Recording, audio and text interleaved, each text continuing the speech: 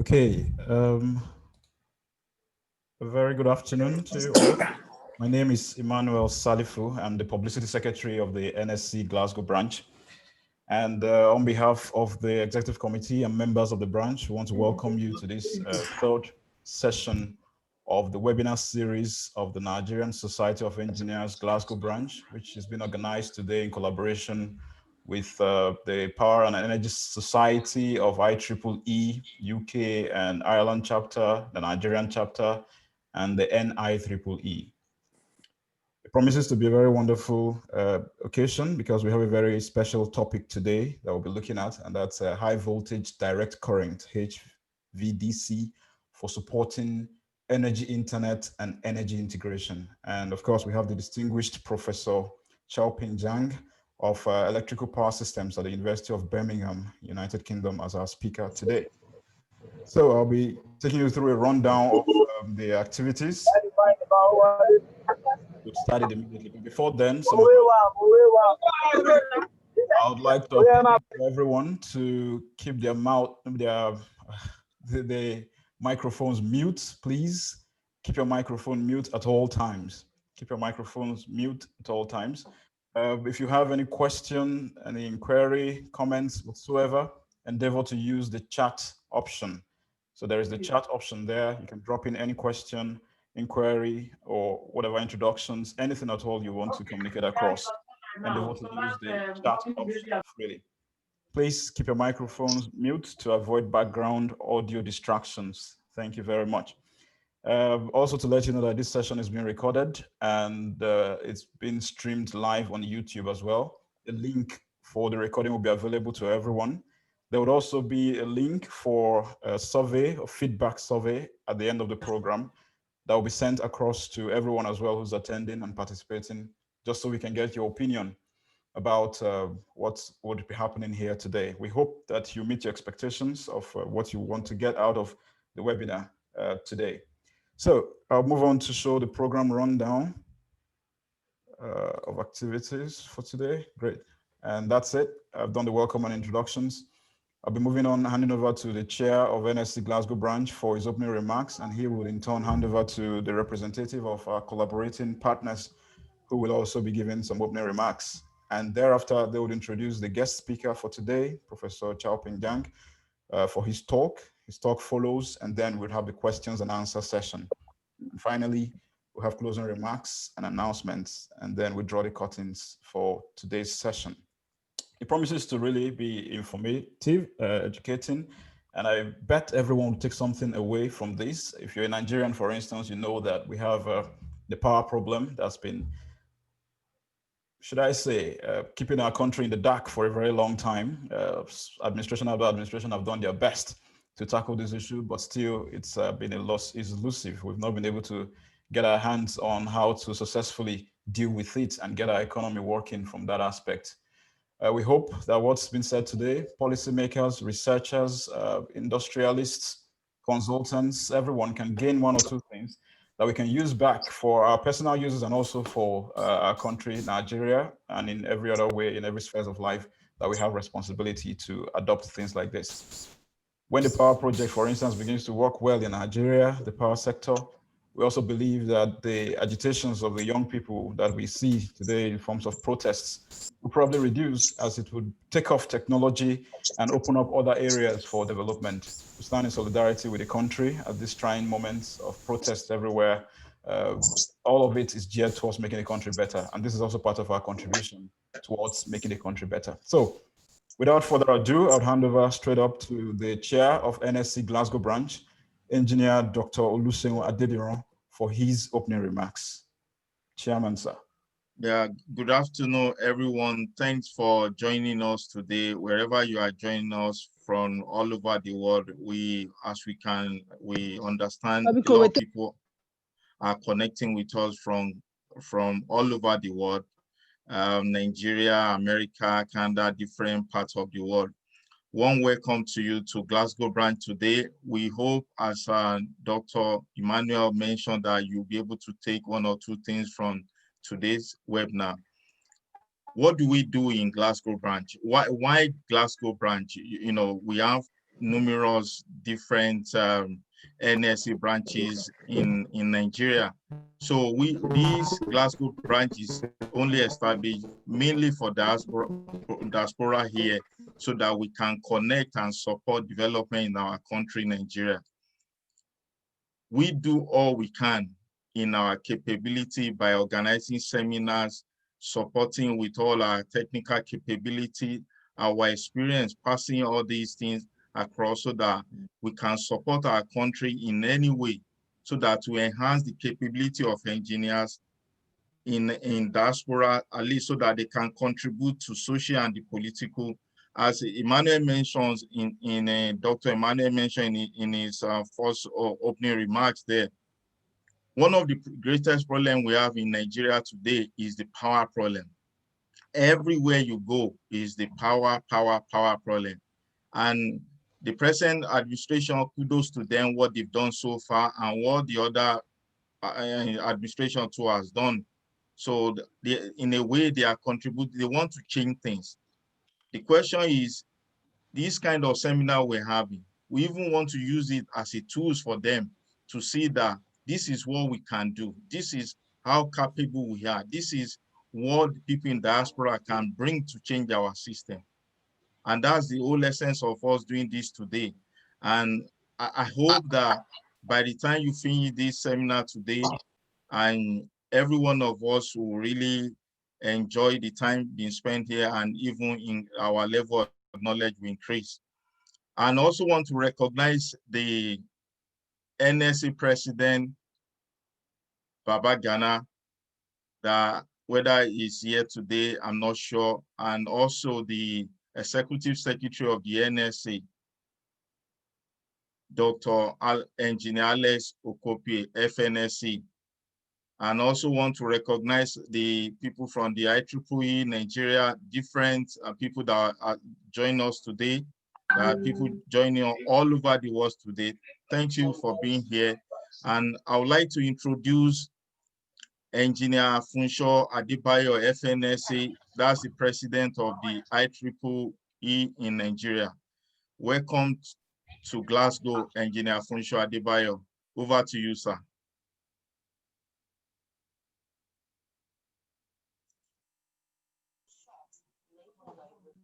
Engineer Funsho Adebayo. Yes, sir. Okay, yeah, you are welcome to Glasgow. Over to you for your remarks. Thank you so much. And I want to welcome everyone. Like the chairman has earlier said, this is what we need as an underdeveloped continent. And the discussions today will be centered around high voltage direct current for supporting energy internet and energy integration by Professor Xiao-Ping, who is a fellow of the IEEE, a fellow of the FIET, a fellow of the FCSEE. And for further details, you can check Prof's website for his profile. And the little that I know about Prof is he has written over 160 papers in science journals. He's a pioneer of the UK energy value, and he has 5 books. And my chairman will do justice to further introduction on Prof.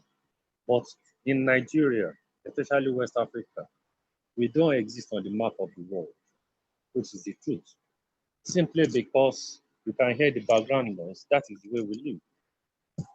When there's 24 hours light, we reject it because of payment plans and because of the infrastructure decaying.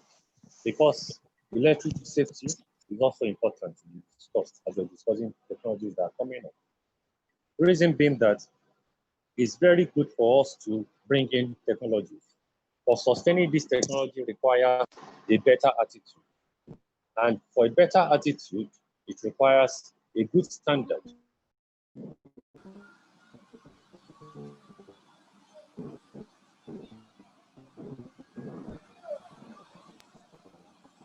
And that cannot be far-fetched from technology. So without wasting too much time, I want to wish us a happy deliberation today. And the Prof will do more justice about the content. Thank you. Thank you very much, Engineer Funsho, for that very brief and wonderful statement, opening remarks on behalf of the collaborating partners. Just to reiterate again that this webinar has been organized by the Nigerian Society of Engineers, Glasgow, Scotland branch, in partnership with the Power and Energy Society of IEEE in Nigeria and in UK and Ireland chapter, and the NIEEE. Thanks again for that. So we'll now introduce the guest speaker for today and invite him for his talk. I would read out quickly a brief biography, very brief one, because it's supposed to be very lengthy. Brief biography of Professor Xiao-Ping Zhang, who is a fellow of IEEE, fellow of IET, fellow of FCSEE.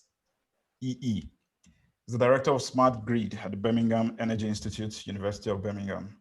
Professor Zhang is currently chair in electrical power systems, director of Smart Grid, as I said, the co-director of Birmingham Energy Storage Center at the University of Birmingham, UK. He was an Alexander von Humboldt Fellow with the University of Dortmund, Germany, from 1999 to 2000.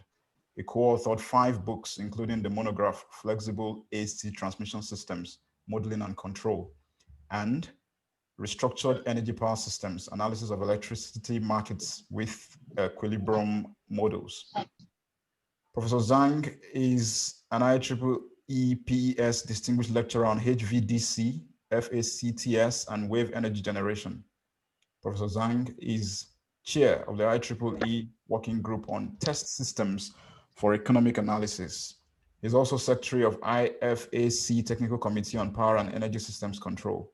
He's advisor to the IEEE PES UK and Ireland chapter, and he's been appointed as a panel member of the International Exchanges Committee of Royal Society since January 2018.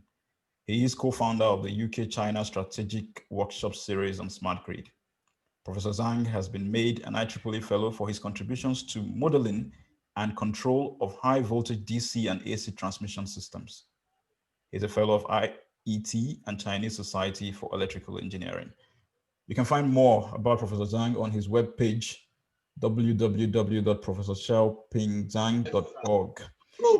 So it is my singular honor, privilege to welcome our guest speaker for today, who will be addressing the topic high voltage direct current HVDC for supporting energy internet and energy integration. Please welcome Professor Xiao-Ping Zhang. Professor Zhang.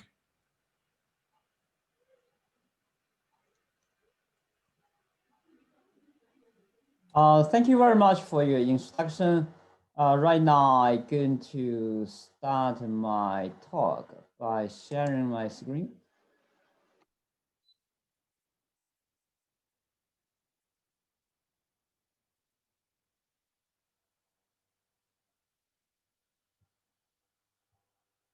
Can you see my screen? Yes, we can. Yeah. Yes. Yes.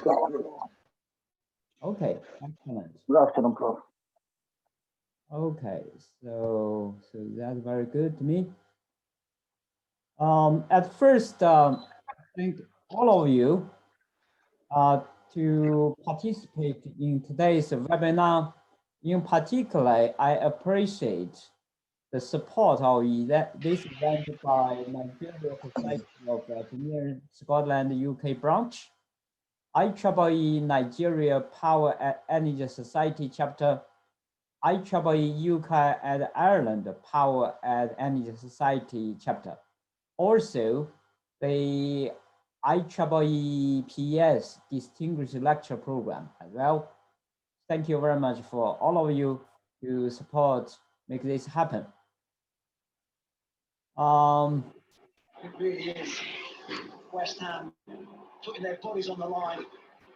Quick to close him down. It's Declan Rice again out the. Now, I think at the beginning it might be a good idea say a few words about Birmingham University. If you have not been here before, Birmingham University is the research-led university in the UK. In the history, we got 13 Nobel Prize winners, And also we produced 2 prime ministers who was study here. And university was founded 100 years ago. And welcome you to visitors or study here in the future. And we are happy to collaborate with you as well. Thank you. Now I move on to today's talk. Today I'm going to cover at first, what are the ground challenges of the future energy integration? And what sort of framework we have for the future in terms of energy internet and energy integration. So I'm going to answer, what is energy internet, what it looks like. Also in that part, we're going to look at the existing solutions, applications, and highlight what are the problems. Then we look at what sort of new solution we need and how this can be done and what is the current situation. So in that regard, we're going to look at how to transform the current technology into the future flexible technology. And then we highlight the major developments. Finally, we're going to draw a conclusion. So that is the outline of today's webinar presentation. First, I would like to share with you about the ground challenges. So what are the ground challenges? In my view, of course, fundamentally in our society, population is the fundamental issue we need to look at. As a matter of fact, probably you have realized the significant increase in population by 25% from 2010 to 2040. So that means that the world population is going to increase from 6 billion to 9 billion. So massive increase of population means we have to provide better electricity supply to them, to us, to everybody. Coupled with this, actually, there is another big challenge. Actually, not all of them are so bad.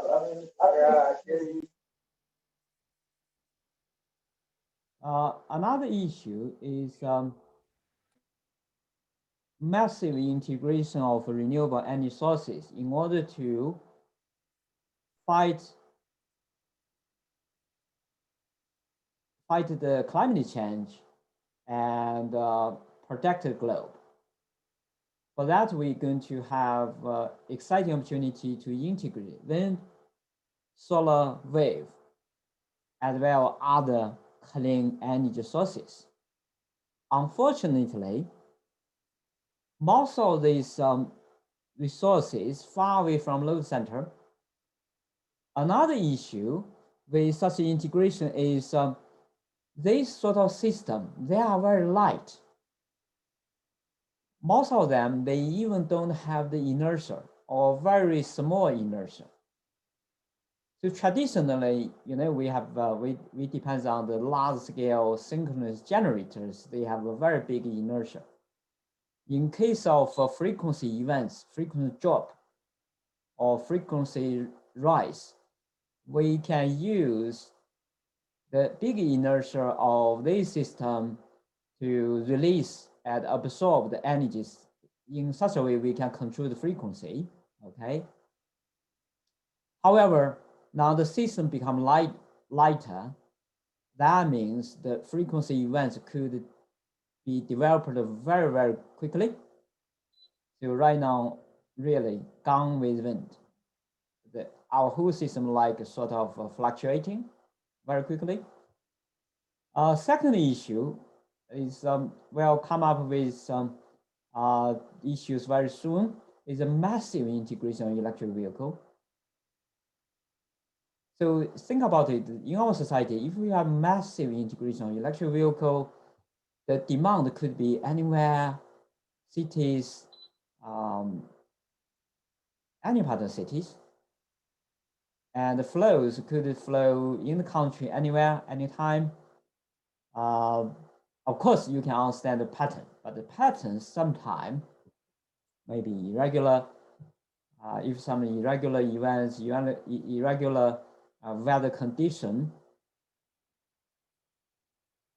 happening, actually, you will find out that this sort of charging, discharging, this sort of electric vehicle requirement will be changing very quickly. So very soon, done with electric vehicle.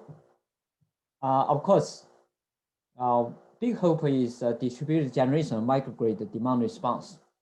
The reality is we have a large number of these, number one. Number two, they are largely not controllable.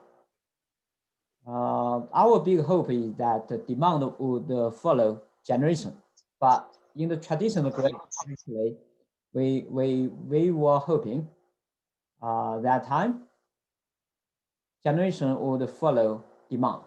The future scenario will be different. We are hoping demand would follow generation. But to be honest, most of the resources depends on the natural resources, like wind, solar, and so on. So they are very much fluctuating and intermittent. So you ask it in this situation, you ask demand follow the generation would be a good idea, but how to make that happen, that big challenge. But well, the other challenge is, how to make different pieces together. We have a large scale wind farm, large scale solar farm, very small distributed generation like PV panels, small scale wind turbines. Bring all these jigsaw together is a big challenge.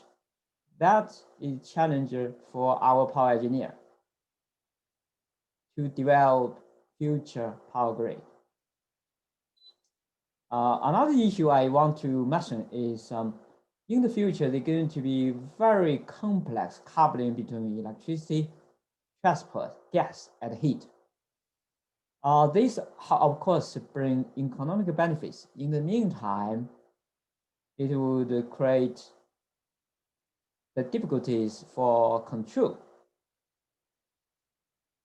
In this situation, of course, we need to develop new technology or enhance the current technology. The key issue, key objective is how to bring flexibility to source, to grid, to load. Okay, so that means flexibility, in my view, is improve the control capability. Flexibility means control capability. Okay, they are more or less equal.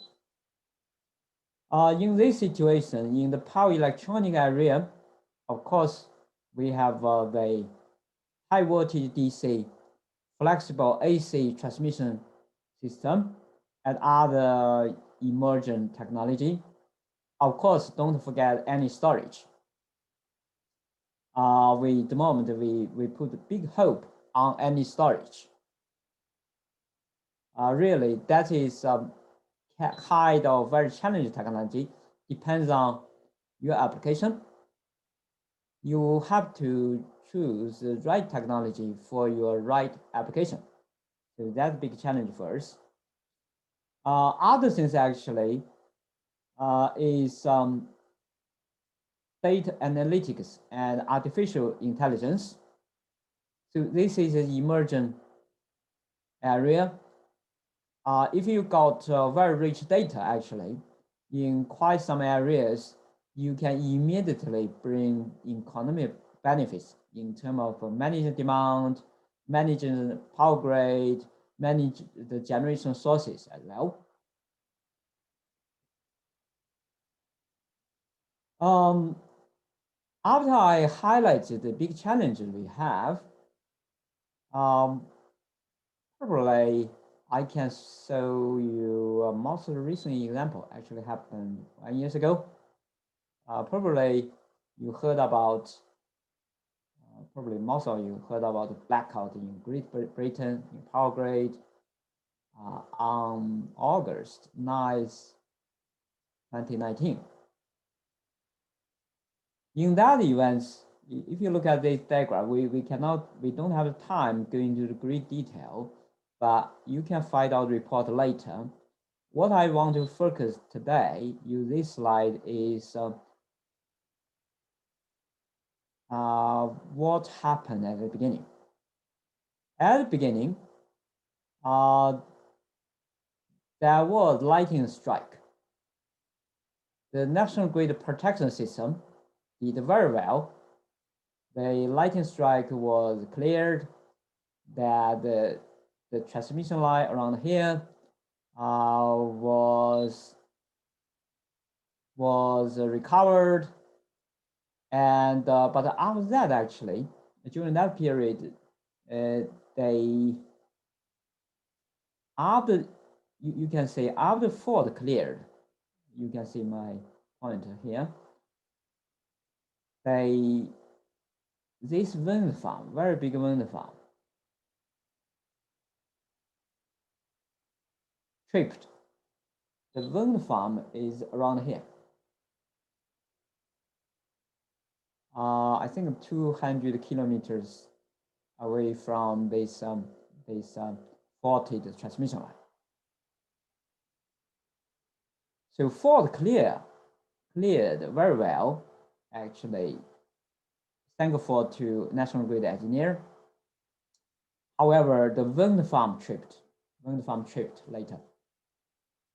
This trip actually resulted in further trips from another gas turbine plants. So this diagram shows you different sort of events during the series.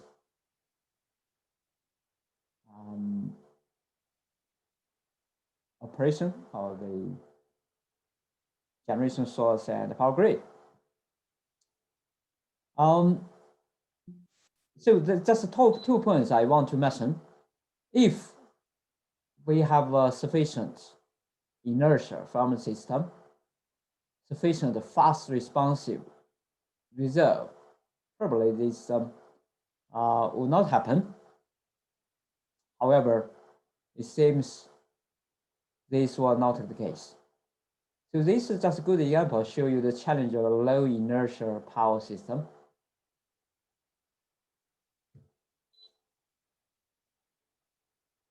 Another challenge is energy market balancing at costs. Just to give you some figure here.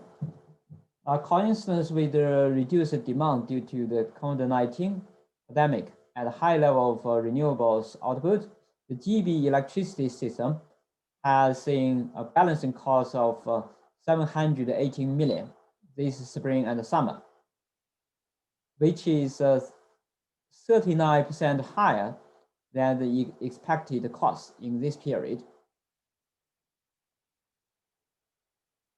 According to some of reports, during the next 10 years, we're going to see significant increase the cost of energy market balancing.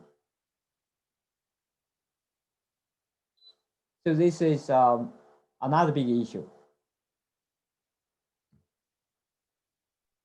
Now look at what sort of future energy integration framework we have in terms of energy interconnection and energy internet. Let's start with this diagram. Maybe we can start from the bottom. We have a consumer layer. Basically, hoping in the future, everybody will become smart consumers. Suppose we have smart homes, smart buildings, smart charging facilities. The key idea is we bring intelligence to our smart homes, make our energy demand more intelligent, more flexible, and also we can reduce our energy bills. We can even, sometimes we have extra power, we could add that into our grid to earn money. So that is what smart home about, smart building about. Up to one layer, we have the community layer. Community layer in the future, we address energy efficiency problem through integration between electricity, gas, heat, and transport. Move one layer up, we can see the city layer. We're going to have an integrated electricity, gas, heat, and transport system. Then we have a national layer. National layer, we have the wide area electricity network, gas, and integration. Also transnational layer. So it has been improved actually. In many cases, very useful to integrate your system or connect your system with your neighboring countries. You can share the resources, share the development. Therefore, you can reduce the investment cost and the energy bill. I think if we move one layer up, we have the continental-wide electricity network. Okay.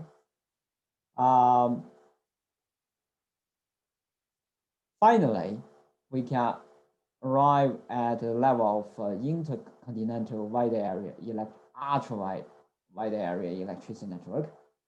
So in terms of technology, so they are, of course, renewable generation is a key driver. Game player technology. Second one is energy storage. Third one is enabling technology, HVDC and FETs, and other power electronic devices as well. The fourth one is very much related to measurement, control, and metering.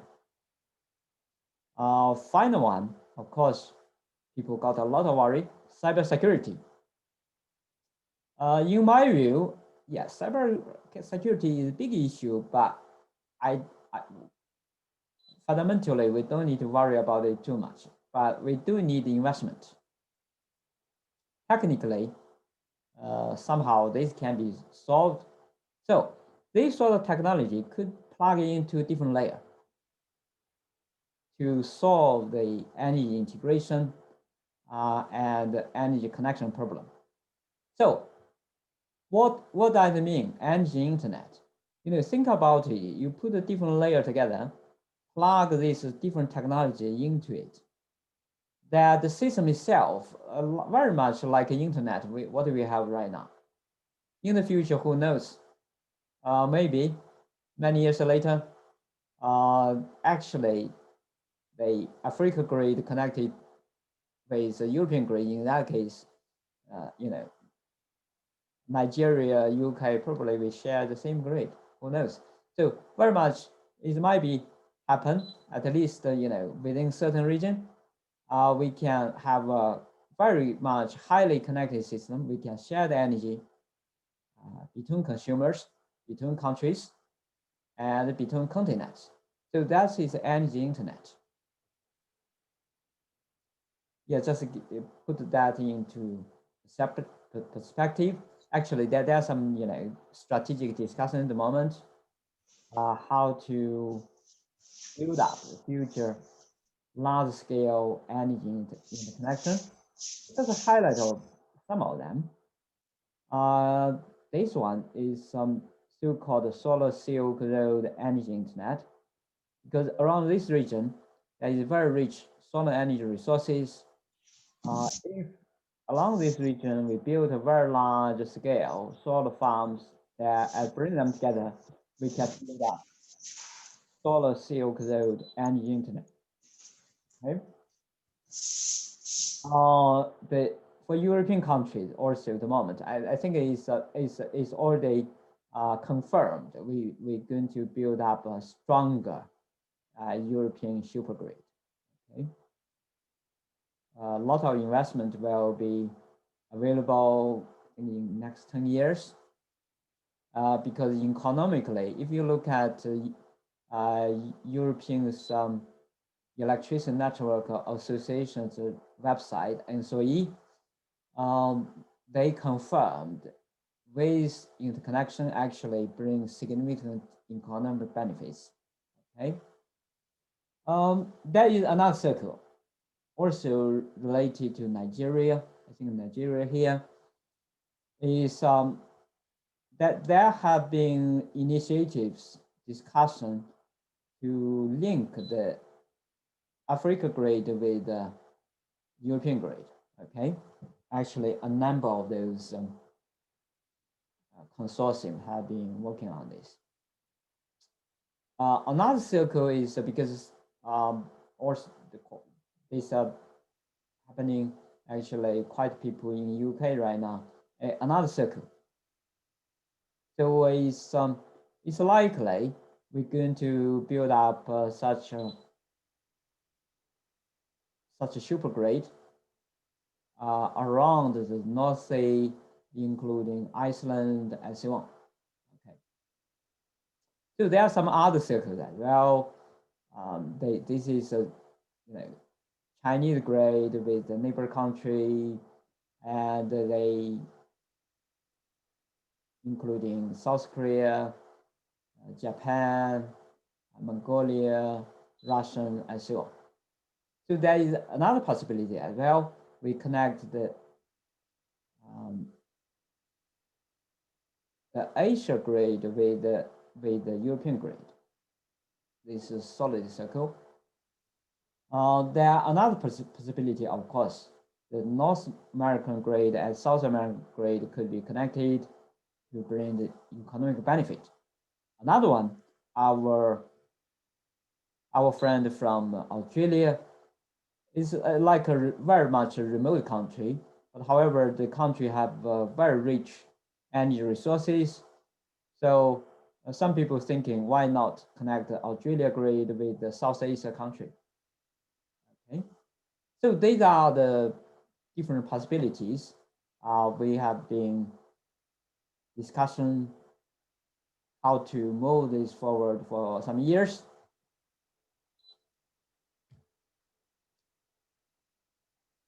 Now we look at the in terms of the flexibility, what is the key issue?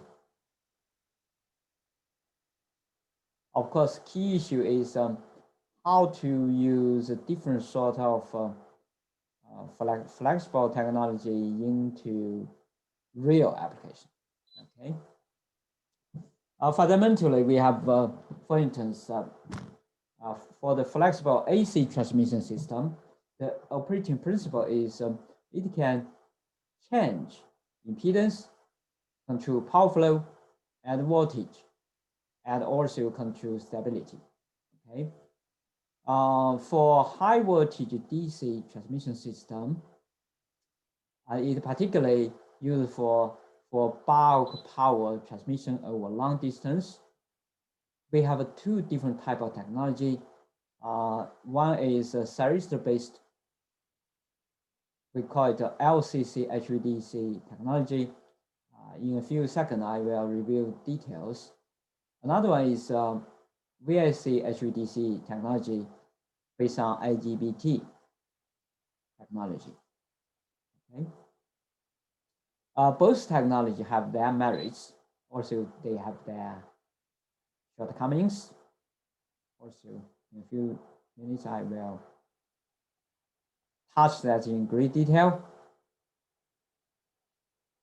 Also, don't forget, for most of the renewable energy sources, we have to rely on power electronic converters. Generally, I refer this to power electronic interface. So these are the flexible technologies. Of course, there are other flexible technology as well, but today I just highlight these flexible technology. Now we want to narrow down talk on the HVDC. Maybe a good idea highlight of the major milestones of HVDC development. Around the 1920s, the Mercury arc rectifier emerged. 1954, the first commercial LCC HVDC project has been commissioned in Gotland, Sweden. That project referred to as Gotland 1, because later on they have Gotland 2 and 3. Okay.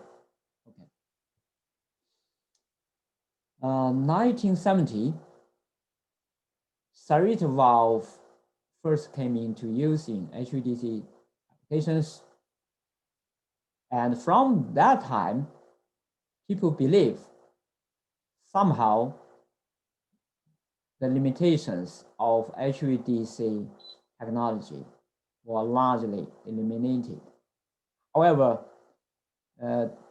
since 1954, the first LCC HVDC project commissioned, there is a fundamental problem, is commutation failure. We will talk about that in a few minutes. Then 1997, the first IGBT-based HVDC technology. This is a new type of HVDC. IBB call it HVDC Lite. Siemens call it HVDC Plus. But the capacity of that project was pretty small, not more than 50 megawatts.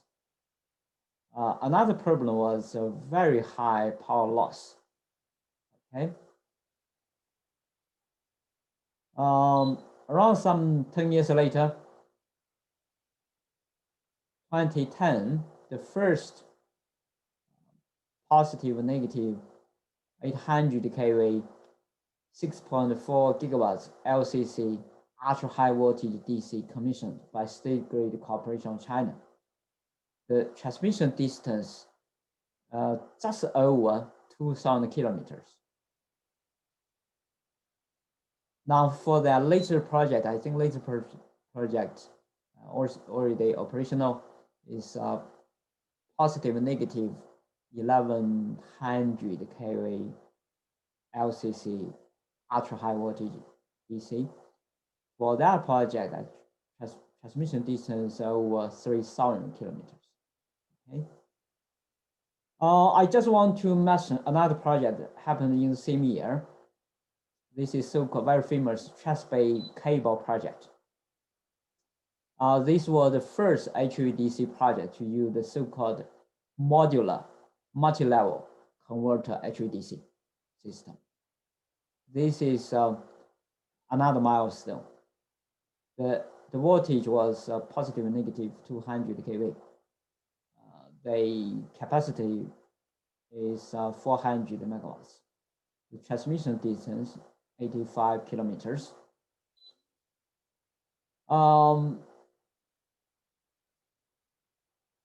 It happened this year actually. The system was commissioned in June. It developed in 4-terminal MMC HVDC grade. The voltage level is positive and negative 500 kV. I think the total conversion power is 4.5 gigawatts. It's the biggest multi-terminal HVDC project use MMC technology. So by the way, the MMC technology is a part of the VIC technology.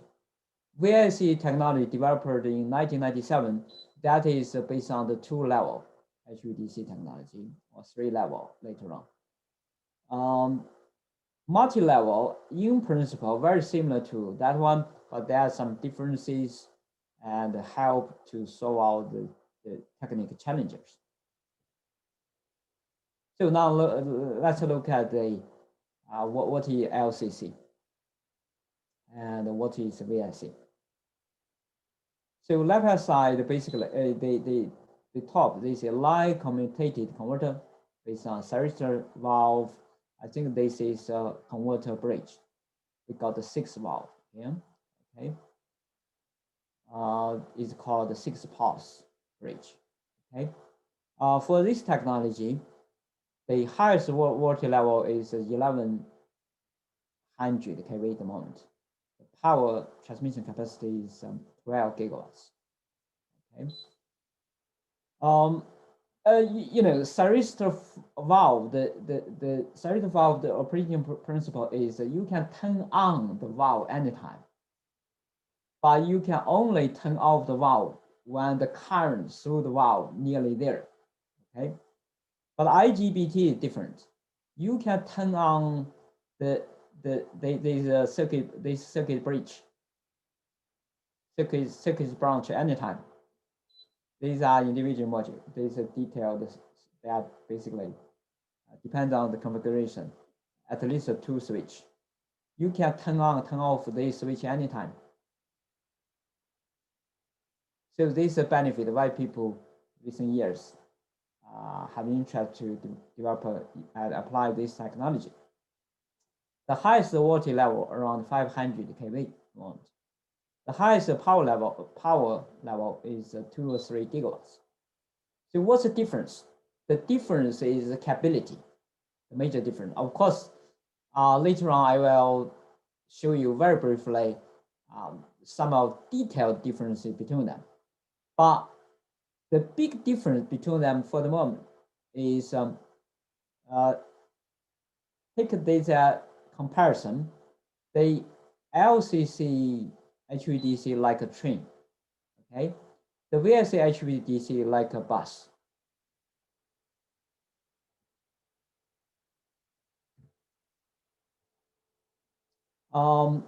This table show you, the economic capacity for IC at DC transmission, give you some high-level idea.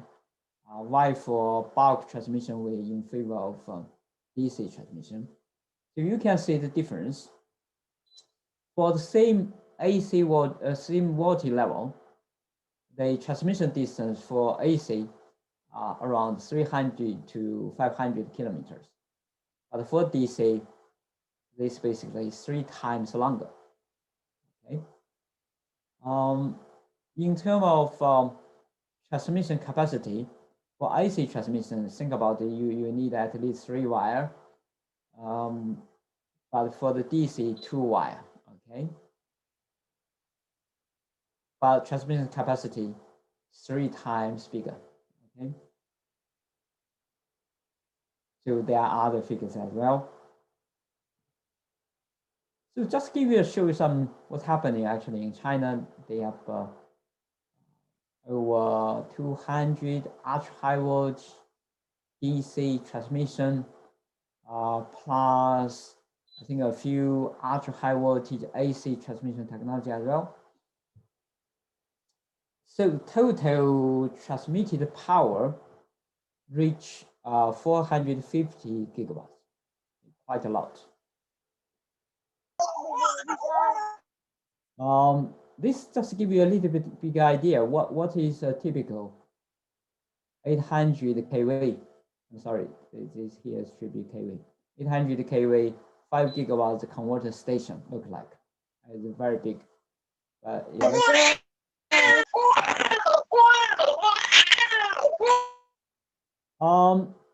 also, I want to highlight the VSC MMC HVDC project happening in China.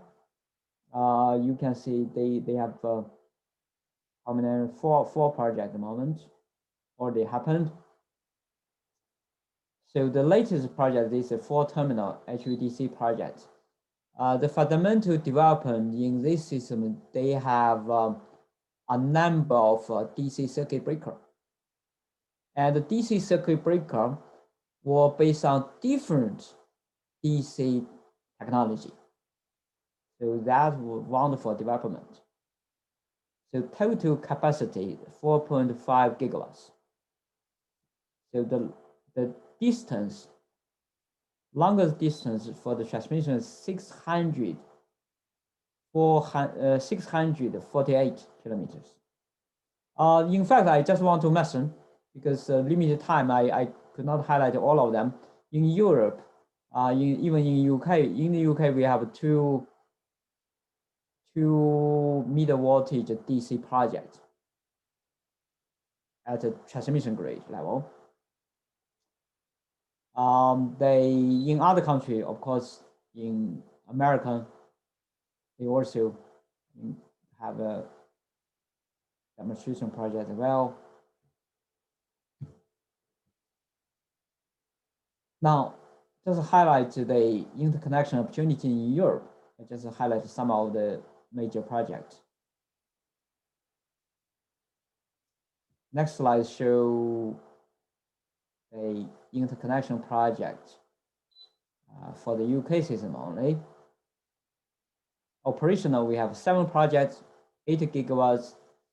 In construction, 4.8 gigawatts, 4 projects. And planning, we have nearly 24 gigawatts, 18 projects. So a lot of potential. In my view, if all these projects are commissioned, I think the UK become the vast energy hub of Europe. So these projects are also interesting. This is just announced, I think, in recent weeks. National Grid and with the Netherlands TSO, they built up the energy hub in the North Sea. This is the conceptual idea of the design. I thought in the coming years, more detail will be available. So UK government, Prime Minister announced very recently to develop 40 gigawatts of offshore wind by 2030. So that means in the next 10 years, we have an exciting opportunity, very exciting opportunity. So this is a so-called multi-purpose interconnection. So once this hub is established, other nearby wind farms, they can connect with this hub. Okay. Another very good case example from Germany. They are building 3 HVDC corridors from north to the south. In Germany, you know, there are load centers in the southern part of the country. However, generation resources from the north of the country. So their government decided to build up 3 HVDC corridors. In my view, when these corridors are ready, you can connect their terminal together to build up a HVDC grid. Now we want to look at the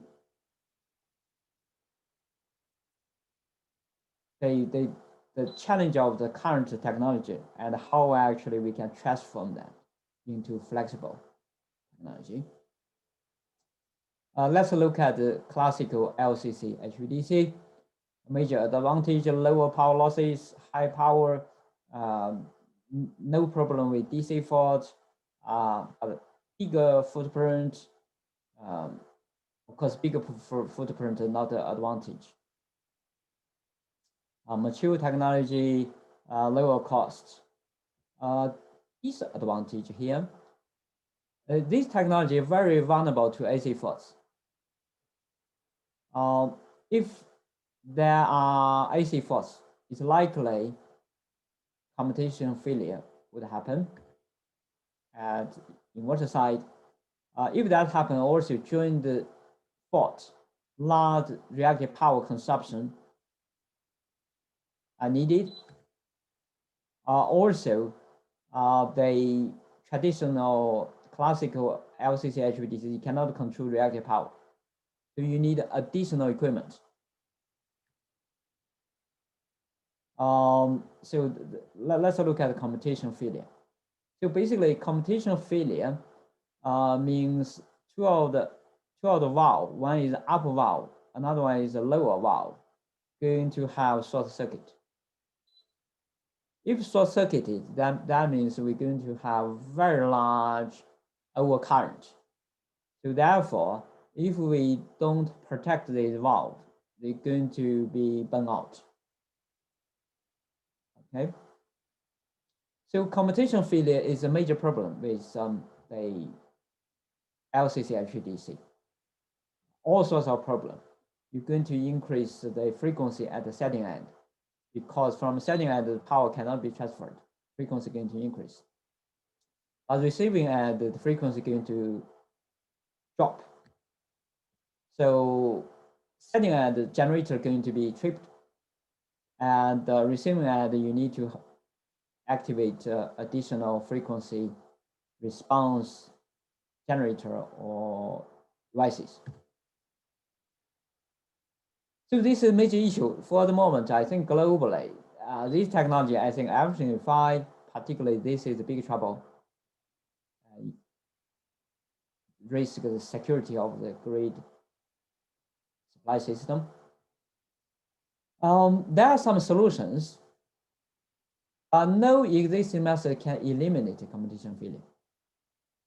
Well, then this scheme actually, what's happening? They just put a fixed capacitor between the converter transformer and the converter. This was proposed by ABB, I think around 30 years ago.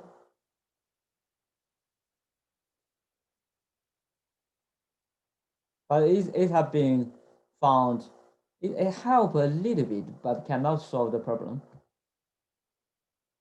Another way is during the commutation failure period, you can reduce the transmission current. So if the transmission current is too big, actually, you cannot make the commutation successful. So in this situation, what you can do, reduce the DC current. However, the major problem with this solution is it takes time. Because the current normally controlled by the setting at the converter. But commutation failure happened at the inverter side. There is distance quite often between the setting at the converter and the receiving at the inverter. Okay. Of course, other solutions like, because this is very much voltage related problem. So people are very clever, say, why not put some SVC Steadicam, even synchronous condenser here, okay? But the problem is, think about it, if there is fault, we have a grounding fault here, these devices should be out of service, okay? They cannot actually play the role. So that's a problem. In principle, they can, but in reality, they can't.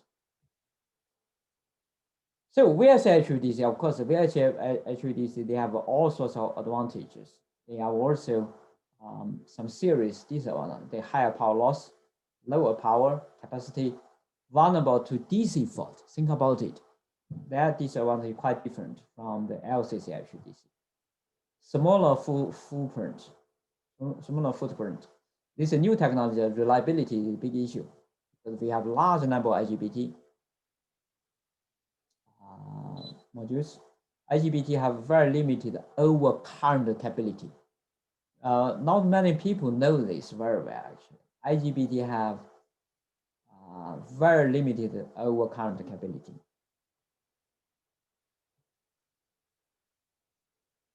In principle, those IGBT chips, there are no difference between those chips and the circuit chips in your laptop. They are very similar. Both of them, they have very limited overcurrent capability. But the good news to this technology, not vulnerable to AC faults. No commutation failure. They can provide Q control. They can provide fast dynamic reactive power control, provided they have overcurrent capability. Unfortunately, many practitioners they can provide Q control. In normal operation, no problem. However, in case of fault, you need overcurrent capability. There we have trouble. In principle, it can provide fast dynamic reactive power control. But until you have a big margin in terms of current rating, you cannot provide fast dynamic reactive power control. Okay, so what we want to do, we want to bring all the advantage of both technology together. Lower losses, high power, not vulnerable to DC fault, smaller footprint, lower cost. Not vulnerable to AC faults, no commutation failure. Provide Q control, and particularly provide fast dynamic Q control. Okay. So we want to bring all the advantages together to develop a new type of HVDC.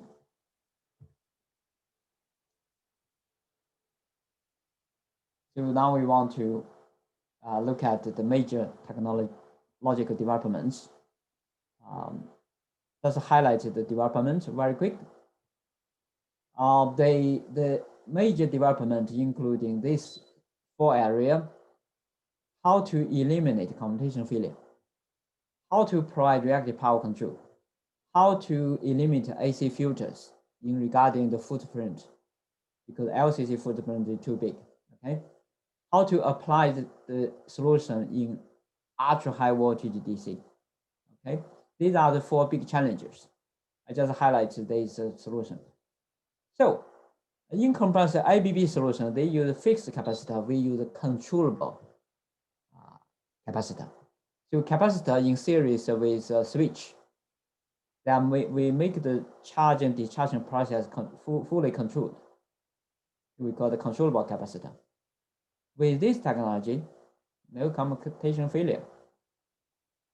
It doesn't matter what kind of AC faults, no problem. So we publish a paper. If you have interest, particularly for research students and academic staff, engineers, research engineers, you probably have interest to look at this paper. Give a Google search, free of charge. It's an open access article. So I think this is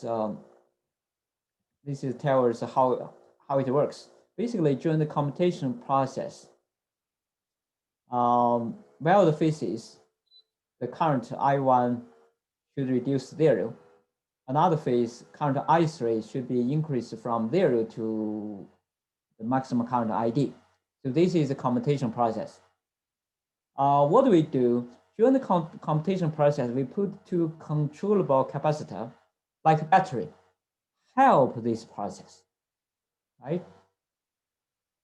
So that's an operating principle. It works. Another challenge we have is reactive power control. With our new solution, actually, the reactive power can be controlled by the converter. I just show you an example here. You have the control reference for the converter. During the process, your control reference actually change like this. Then what we do, our converter response just follow your change. Okay. This is the extinction angle. Basically, traditional extinction angle must be positive, but in our case, could be negative. Okay.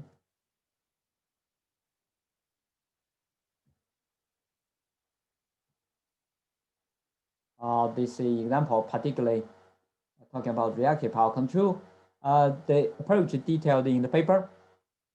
We could not get into the detail, but just briefly the principle. Another big issue is related to footprint is AC filters. So normally we have AC filter here, and to give you a sort of idea, this is a converter station. Converter, there's an ultra high voltage converter station.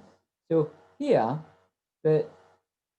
this space here, within the red framework indicates the space footprint of the AC filter.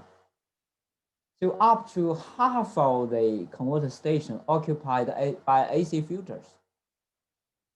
So if we can eliminate AC filters, we can reduce the space quite a lot. Okay. So of course, this is related costs as well. Also related losses as well. If you can eliminate AC filters, you can achieve these three benefits. So this can be done. Actually, we developed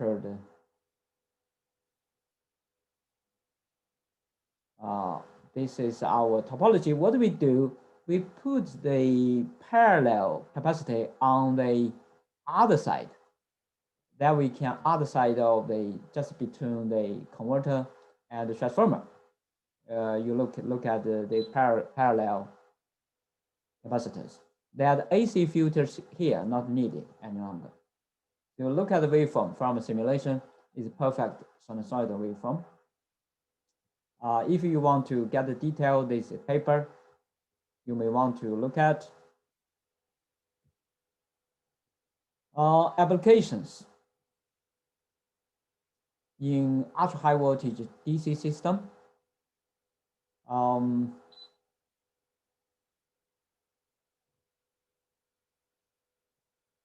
So previous diagram, we use IGBT technology.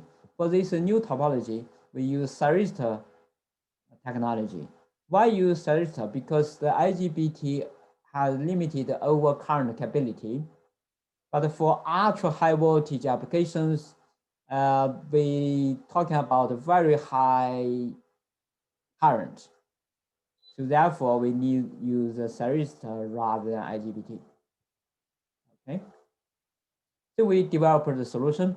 It works very well, and no commutation failure.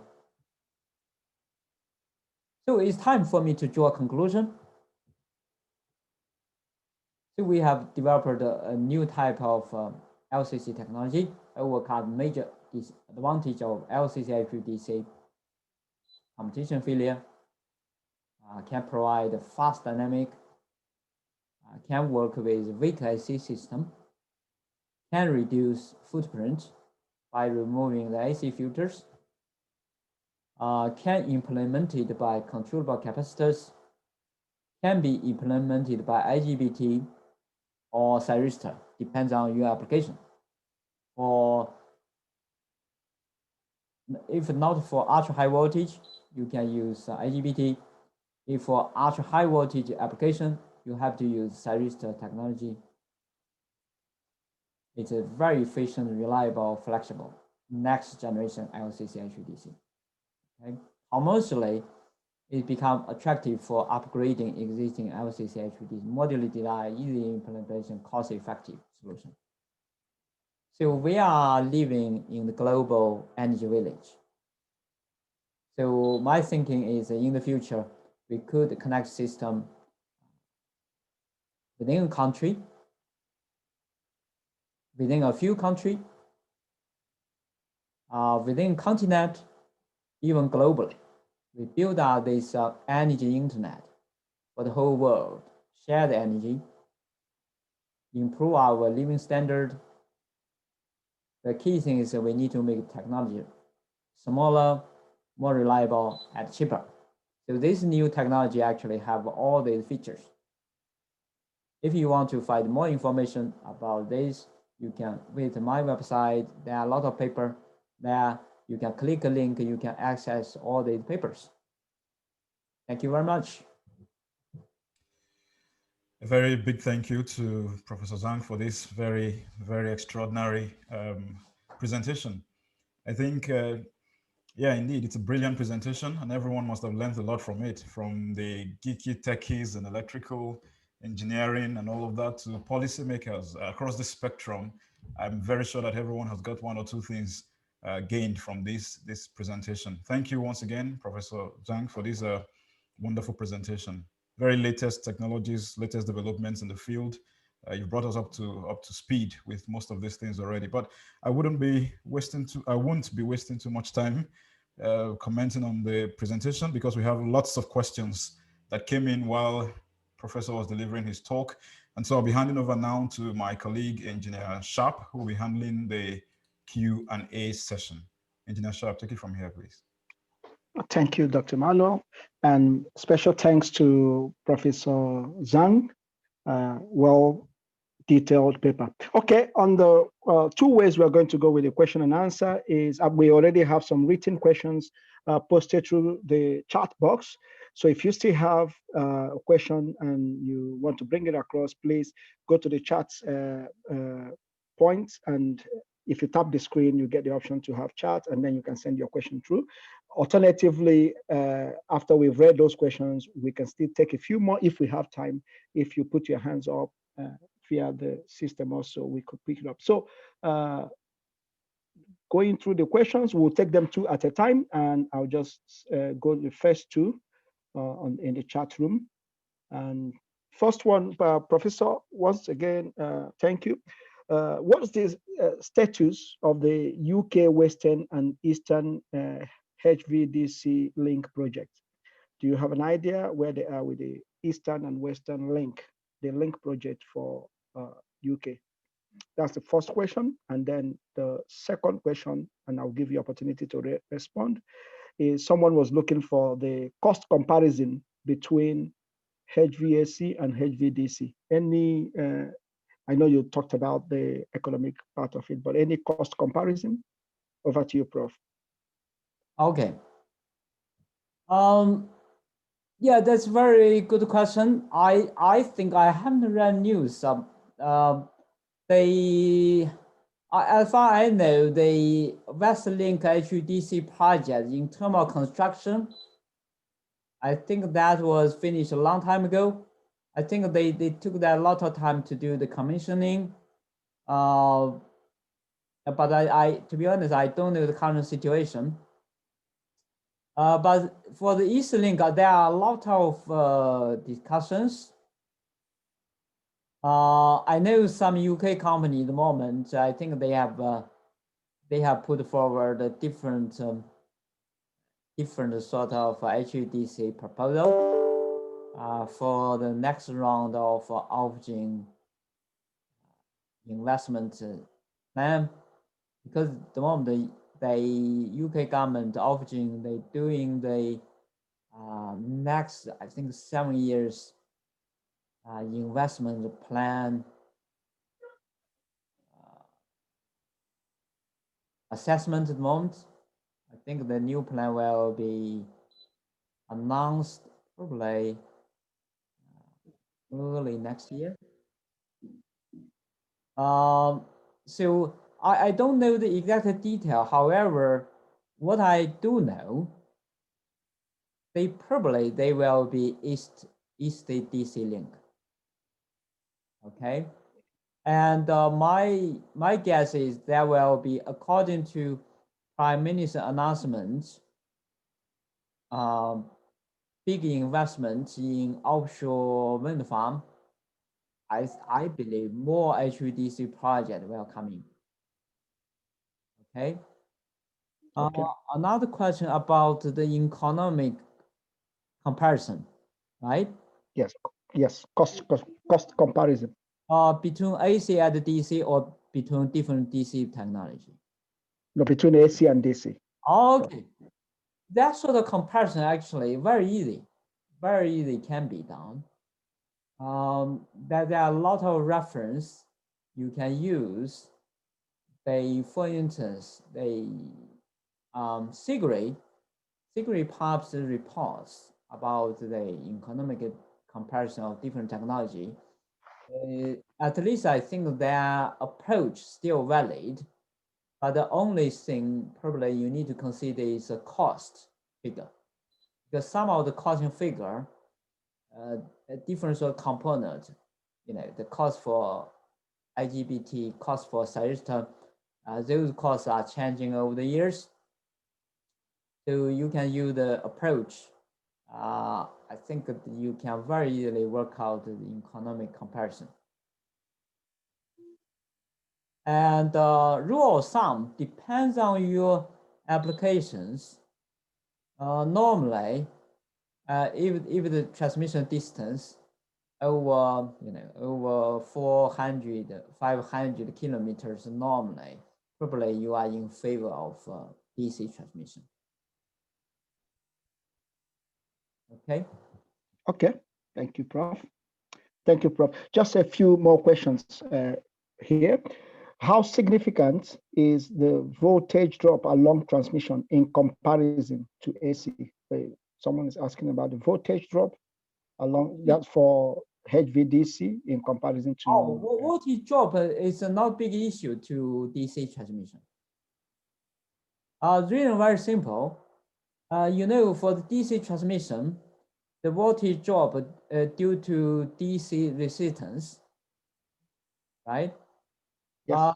DC resistance actually quite small, but the AC drop, AC voltage drop due to AC resistance and also particularly AC reactance. AC reactance actually quite large. So for AC system, the voltage drop mainly due to AC reactance. Okay. But for DC transmission, we don't normally operation, we don't consider DC reactance. So no, that's not a problem for DC. So in percentage comparison, like 10%, 20%? Oh, anything? I think in comparison, I think that we talking about, of course, this is related to distance. Normally, for the DC transmission, maybe a few percent. Okay. Okay. The next question, Prof, is in what measure is the overcurrent capability compared to operating current? The overcurrent capability compared to the operating current. Oh, I see. This is a very good question.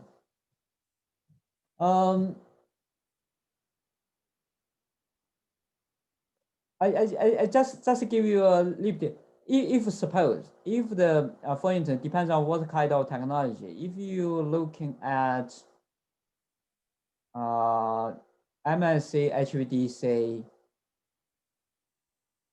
they overcurrent around 2 times of the rated current. But maybe you have interest to know what's the duration of the overcurrent could be. The duration allowed for the overcurrent 2 times of the rated current only for 10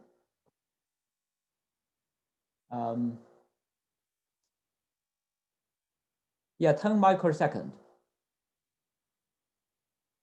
10 microsecond.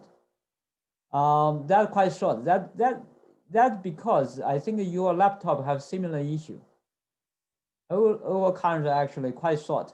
So what in reality do, you can make your rated current big, basically. That means you need more IGBT.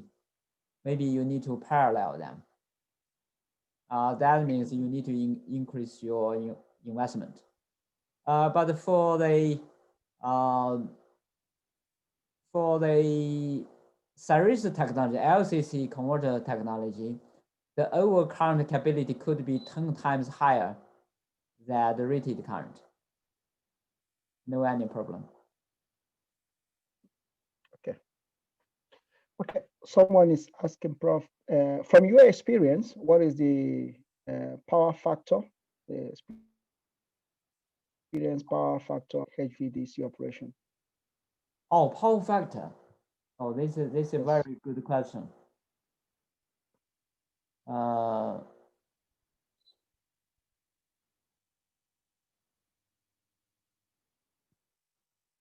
I think the power factor in reality, as far as I'm concerned, they normally don't require power factor, but they do require the reactive power control capability and also the voltage control capability.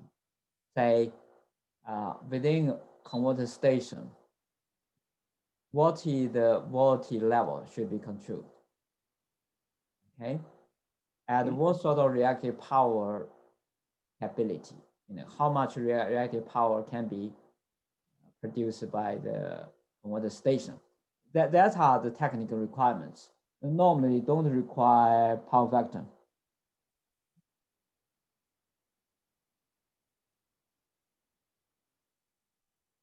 Okay. Prof, there's a question here on if you have any information regarding the work done as relating to the political implication across the, when you took us through the layers from the consumer layer right all the way to the international and intercontinental. Any cross-country agreements for power sharing you are aware of? Yes, I think I actually, this is a very good question. This related my sort of argument, I think back to 6 years ago. So that time, I think I went to a European Parliament workshop. In that workshop, we discussed about the European-wide interconnection. We discussed technology. So I said basically this. I said, gentlemen, ladies and gentlemen, right now, technology, we are engineers. If we need technology, we can develop it, no problem. Okay, we can work together. However, well, the big challenge is very much related to political arrangement or political governance. So that time, I put forward the proposal, say, why not set up energy union? Energy union, EU as well. We can very much copy the idea of European Commission, okay? European Union. Similar sort of idea, we developed the energy economic development region. We developed similar sort of rules. We can even use European Commission's rules to govern the energy sharing. Actually, much easier. Another issue actually is this sort of organization governance structure must be very high level. I would like think if you want to build up interconnect with neighbor countries, this high level board must be talking about president or vice president or prime minister from those country involved. Otherwise, you can never make any decision, to be honest, believe me. But however, if the president, vice president come over, because that is their job. To us, those sort of issues are very difficult. To them, probably not so difficult, to be honest.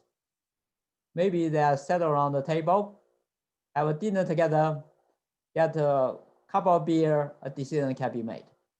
Okay.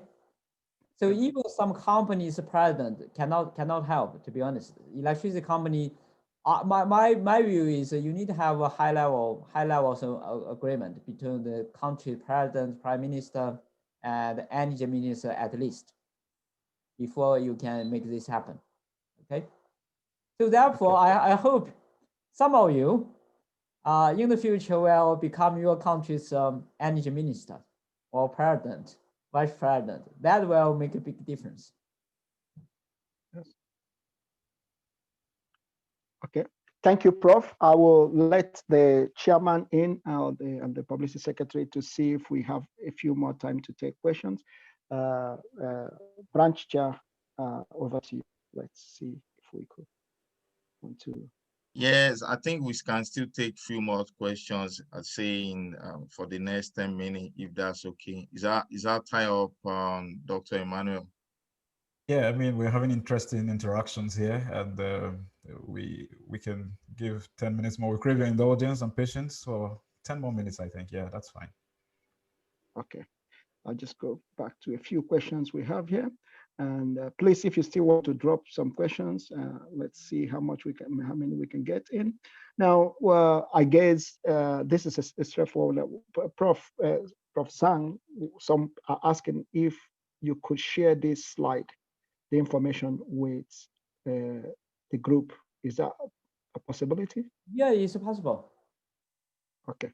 Okay. Now, there's a question here, Prof, is saying, what is the possibility of using DC in the distribution part of the network rather than the conventional LVAC? Is there a possibility of using the DC in the distribution part of the network?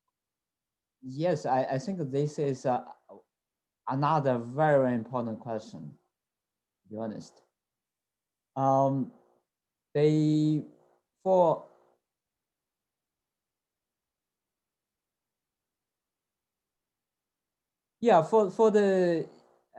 application of DC in distribution network is a very hot topic at the moment. Some countries, they even apply, I mentioned in my slide as well, apply the DC technology to low voltage DC. For instance, you can build up DC grid for your home.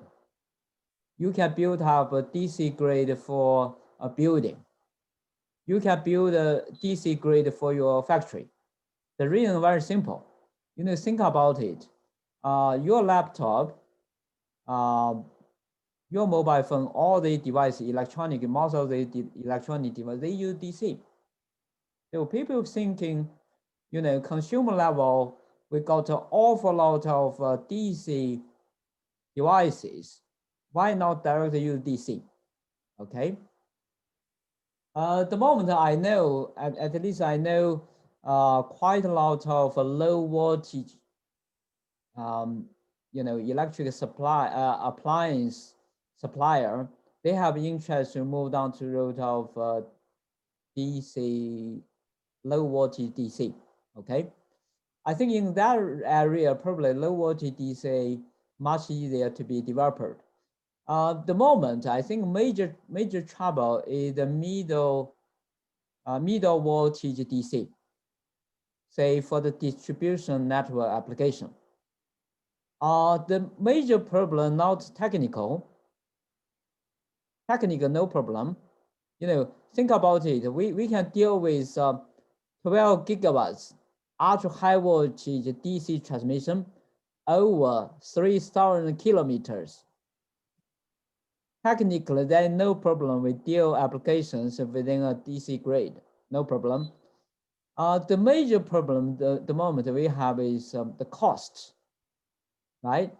So in comparison, the traditional AC solution down to the DC grid, DC distribution grid application, the cost is a barrier at the moment. Okay. Prof, any comparison with relation to the grid stability between HVAC and HVDC? Any comparison, the grid stability comparison? I know you mentioned a few points. Oh, these are, I think you actually asking another very important questions. These are probably global interest. You are right. Let me put it this way. This is actually is a very complex issue. Probably could not give a yes or no answer.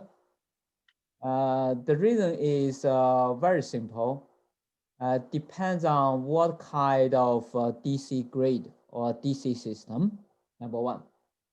Also depends on the topology of the AC network, okay? You know, there is some general agreement. You know, if you have a, you know, your country grid and you want to connect that with the neighbor country, maybe it depends on the distance. If distance is very close, maybe cheaper, use AC technology, okay? But however, if distance too long, DC technology is even better in terms of stability. okay, or also in terms of control, also in terms of costs, okay. Now, there are other issues I think related to your question is, probably you heard about many years ago. We talked about European super DC grid. Have you heard about that? A few of us have. Yeah, that is a big issue to me. In my presentation, I actually, at the moment, I don't think technology are mature for developer super DC grid. If we do, DC faults could be more serious than AC faults. Okay. We have still at the early stage of developing DC grid system. So DC, let me put that way, DC blackout could be more serious than AC blackout. Okay. So in summary, so your question depends on applications. Some cases probably, I think most of the cases, HVDC link could help. But maybe cases, HVDC link depends on your ability, depends on how you control it. It may cause problem. Okay. So this is our subject. We need to assess the benefits and the control capability case by case. So until you know the topology, you know your application, what you want to do, then you can do the assessment. Okay? Okay. Thank you, Prof. Now, final question here from the session, I guess, is for the controllable capacitor technology, someone is wondering if the present work, if there's a present work, if the present work on it is based on desktop based studies, or is there a practical demonstration available? That is some practical work on that. If so, what is the size of the demonstration? Oh, we try to develop a demonstration project, but demonstration system not available yet. Okay. But what I want to confirm is we have used a very detailed model, basically acceptable by industry. All sort of tests have been done by simulation already. So normally industry, what they do the similar sort of testing as what we do. So the industry people, they normally can move this to real project, no problem. But certainly at the university, we cannot manufacture, 500 kV sort of a DC system by ourselves. Okay, so rely on the industry development. So again, your question is very, very important. For any new development, the next stage, normally we want to say a real demonstrator before we can largely apply it. Okay, thank you, Prof. I'll hand over to Dr. Emmanuel. Thank you very much, Engineer Sharp, for handling that question and answer and interactive session beautifully. And very, very great thanks to you, Professor Xiao-Ping Zhang, for this wonderful past 1 hour that we've had of so much information and education and so much interchange of ideas so far. Part of what I've got is the fact that you encouraged us engineers to also go into politics, as the case may be, to influence policies, especially in this power sector, as many things actually stop, the box mostly stop at that point. Hopefully lots of people here will pick it up and be able to work towards that.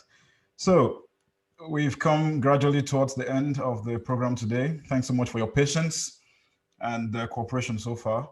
I'll just call on the Secretary General of the Nigerian Society of Engineers Glasgow branch, Engineer Charles, to give the closing remarks and vote of thanks. Engineer Charles.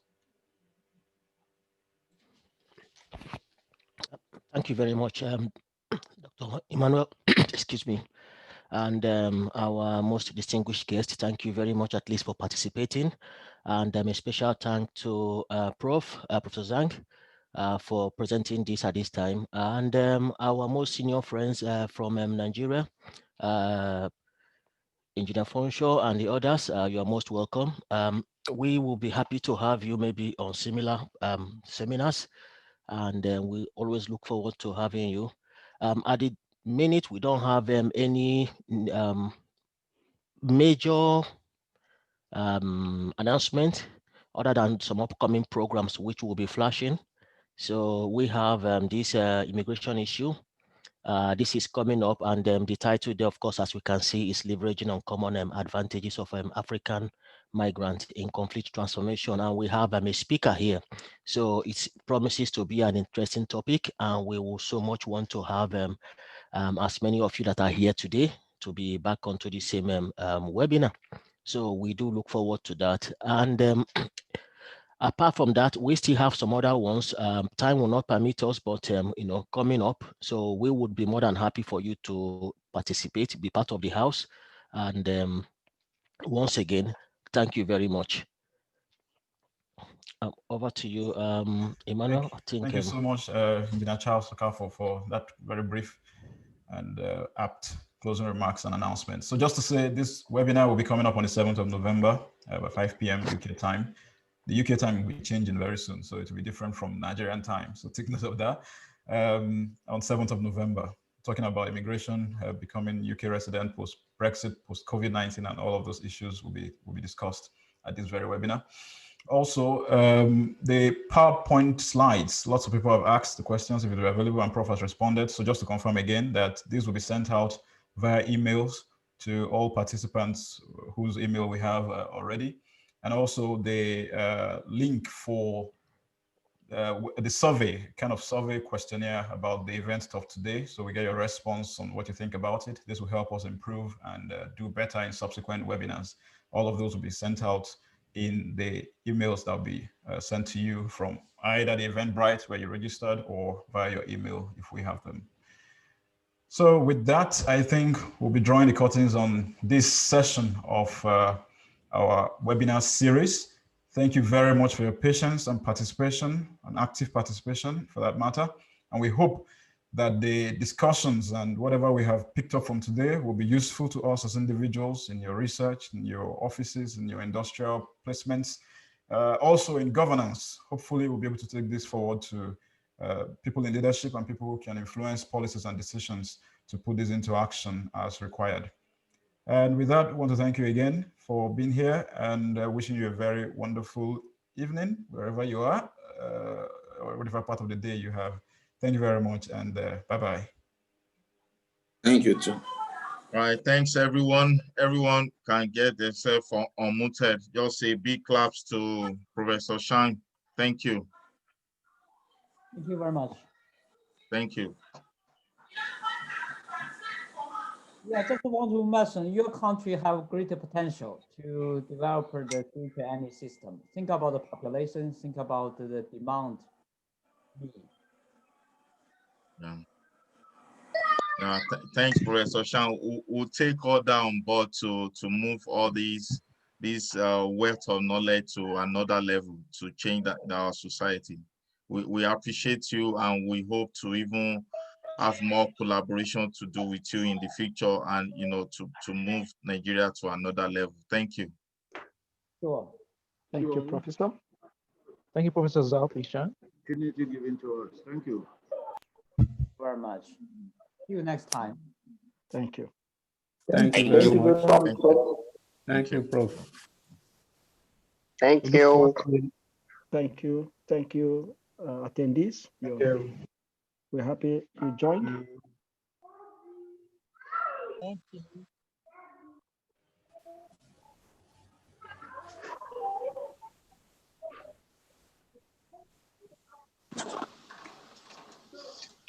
Thank you very much. Sorry, I had a question on PhD program for the Prof, but we couldn't get to it. I don't know if Prof has the name, just talk about programs to apply in the Okay, so there is Prof left his contact details on the screen, and I guess he's also allowing it on the material he will send across. So you could mail him on that question. Yeah, we are very sorry if we can't take your, if we cannot take your question at any time, but we'll definitely, we'll send the slide through. If there's any, we can get the question across to Professor Zhang through the branch as well. You can just send us whatever, you will take it on board. Thank you. Thank you, Glasgow branch. Wonderful. Well done. Thank you. Thank you. Thank you. Bye-bye. Bye. Oh, thank you. Thank you so much. We really appreciate you for organizing this wonderful presentation. Thank you so much. You, Hassan Karim. Thank you. Yeah.